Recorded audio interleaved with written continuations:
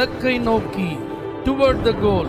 இந்த நிகழ்ச்சிக்கு உங்களை அன்புடன் வரவேற்கிறோம். Praise the Lord. ஆண்டவராகிய இயேசுவின் இனிய நாமத்தில் உங்கள் எல்லாருக்கும் அன்பின் வாழ்த்துக்கள். கலாத்தியர் 6ஆம் அதிகாரம் 4ஆம் வசனம். அவனவன் தன் தன் சுய கிரியையை சோதித்து பார்க்க கடவன். நம்ம எல்லாரும் விரும்புகிறோம், ஆண்டவரே சுயம் என்னில் சாக வேண்டும், அதற்கு என்னை முற்றிலும் பலிபீடத்தில் அர்ப்பணிக்கிறேன். பாடலெல்லாம் பாடி நம்ம ஆராதிக்கிறோம். உண்மையிலேயே நாம் சுயத்திற்கு மரித்திருக்கிறோமா? சுயநலம் உள்ளவர்களாகவே இருக்கிறோமா? சுய நீதியை நாம் பின்பற்றுகிறோமா? சுய வாழ்வை நாம் தெரிந்தெடுத்திருக்கிறோமா? இதெல்லாம் நம்ம இன்னைக்கு யோசித்து ஆராய்ந்து பார்க்க வேண்டியது அவசியமா இருக்கு. ஏன்னா சுயம் அப்படிங்கிற ஒன்றை தொட்டுட்டாங்க அப்படின்னா தான் உண்மையிலே நாம யாரு அப்படிங்கிறது வெளிப்படும். குரோம்வெல் என்கிற ஒரு நல்ல தேவ மனிதர், அவர் ஒரு ஓவியர் பரிகாசம் செய்யும் வண்ணமாக ஒரு பிச்சைக்காரனுடைய தோற்றத்துல அவரை வரைஞ்சி அவர்கிட்டே கொண்டு போய் காட்டி இந்த படம் எப்படி இருக்கு அப்படின்னு கேட்டாங்க. இதே போல நம்மளை யாராவது ஒரு பிச்சைக்காரனை போல வரைஞ்சி நம்மள்டே வந்து இது எப்படி இருக்கு சொல்லுங்கன்னு கேட்டால் நம்ம என்ன செய்வோம்? முதல்ல வேக வேகமாக அந்த பேப்பரை வாங்கி கிழிச்சு போடுவோம். முடிஞ்சா கன்னத்தில் ஒரு அறை அவருக்கு வாங்கி கொடுப்போம்.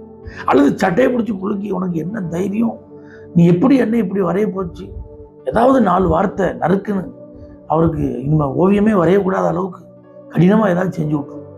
ஆனால் இந்த குரோம்வெல் என்ன செஞ்சார் தெரியுமா? அவர் சொன்னாராம், எப்பா என் முகத்தில் கருப்பு கலரில் ஒரு கட்டி இருக்குப்பா, இந்த படத்தில் அந்த கருப்பு கலர் கட்டி இல்லை, அதனால் அதையும் சேர்த்து வர அப்படின்னு சொன்னார். இதுதான் சுயத்திற்கு முற்றிலும் மரித்திருப்பது. தன் தன் சுய கிரியையை சோதித்து பார்த்து பார்த்து அதற்கெல்லாம் அப்படியே ஒப்பு கொடுத்திருந்தா மட்டும்தான் இந்த மாதிரிலாம் நம்மளால என்ன செய்ய முடியும்? இருக்க முடியும். தேவ பிள்ளைகளை, இன்னைக்கு நம்ம ஆண்டவரை பிரதிபலிக்கணும், அவ்வளவுதான். சுயத்திற்கு நம்ம முற்றிலும் மரித்திருக்க வேண்டும் என்றால் என்ன அர்த்தம்?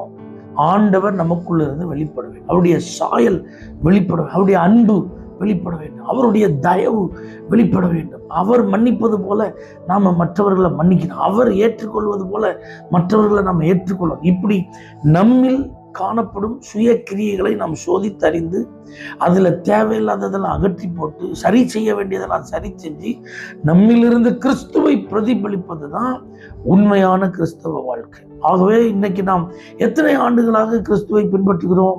எத்தனை வருஷம் இந்த வேதத்தை வாசித்து தியானம் பண்ணிட்டு இருக்கோம்? எத்தனை வருஷமா சர்ச்சுக்கு போய் பிரசங்கம் கேட்டு இருக்கோம்னா நம்ம பெருமையா சொல்றோம், நான் இத்தனை வருஷம் சர்ச்சுக்கு போயிருக்கேன் தெரியுமா, இத்தனை வருஷம் விசுவாசி தெரியுமா, இத்தனை வருஷம் ஊழியம் செஞ்சிருக்கேன் தெரியுமா, அப்படிலாம் நம்ம சொல்றது நல்லதுதான்.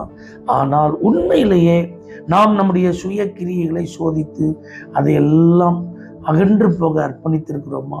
கிறிஸ்துவை பிரதிபலிக்க ஆயத்தமாயிருக்கிறோமா? சிந்தித்து பார்ப்போம்.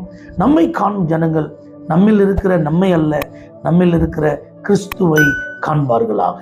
பரிசுத்த ஆவியானவரே, எங்களுக்குள் இருந்து நீங்க பிரதிபலிக்கும் ஒரு வாழ்க்கை வாழ எங்களை அர்ப்பணிக்கிறோம்.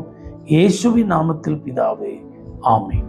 For prayer contact Pastor J. J. Kumar, El Shaddai Ministries, 9500252586, Surandai.